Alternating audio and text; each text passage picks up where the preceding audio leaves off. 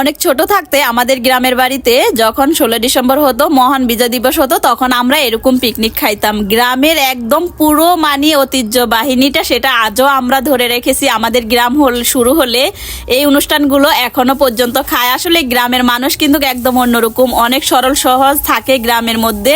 আসসালামু আলাইকুম এভরিওয়ান, সবাই কেমন আছেন? আশা করি সবাই ভালো আছেন। এই তো আমি সকাল সকাল একদম ঘুম থেকে উঠে দেখুন আমার মাকে বলতেছি, মা আমাকে একটা পতাকা এনে দাও, কিন্তু মা বলতেছে পতাকা কোন জায়গা থেকে আনবো, ভাত খাইতে ভাত পায় না, আবার পতাকা লাগাচ্ছে। পরে তো মায়ের গায়ের ওলনা নিয়ে যায়, দেখুন আমি একটা সুইটার থেকে ঘুটি থেকে একটা লাল কাপড় কাটে নিলাম, নিয়ে নিজে হাতে পতাকা বানিয়ে ফেললাম। তো আমার মতো এরকম কে কে আছে নিজের হাতে এভাবে পতাকা বানিয়ে উড়ানো শুরু করে দিলাম। তো যাই হোক, তারপরে সেগুলো করে এই তো সবজি কাটা শুরু হয়ে গেল।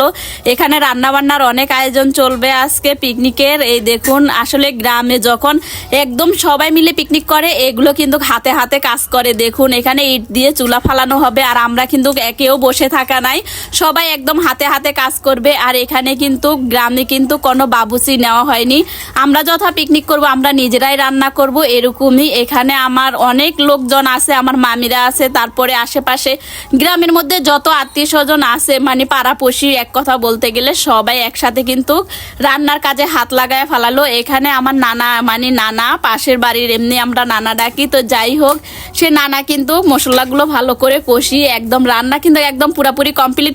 আর হাঁড়ি পাতিল দেখে তো আপনারা বুঝতেই পারতেছেন, যার ঘরে যেটা আছে সেটা নিয়ে কিন্তু চলে আসছে পিকনিকের ভাত নেওয়ার জন্য।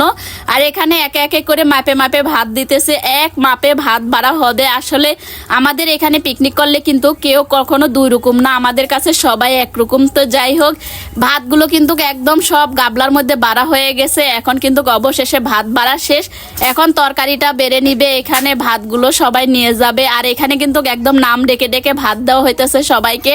ভাতগুলো আমি এটা নিয়ে নিছি, আমাদের ফ্যামিলি তো বেশি মানুষ, এই জন্য বেশি করে ভাত দেওয়া হয়েছে। তো এখানে কিন্তু সবজি আর গোস্ত রান্না করা হয়েছে। দেখুন গাবলা ভরা সবজিটা একটু বেশি রান্না করা হয়েছে, কারণ সবজির একটু দাম কমা আছে গ্রামের বাড়িতে, আর গরুর গোস্ত তো অনেক দাম, জন্য সবজিগুলো কিন্তু বেশি বেশি করে নিতেছে, কারণ ভাতটা তো খাইতে হবে। কি বলেন? আসলে গ্রামে কিন্তু সবাই আমরা, মানে তেমন একটা কিন্তু কারোই অবস্থা ভালো না, গ্রামে সবাইরই মধ্যবিত্ত অবস্থা।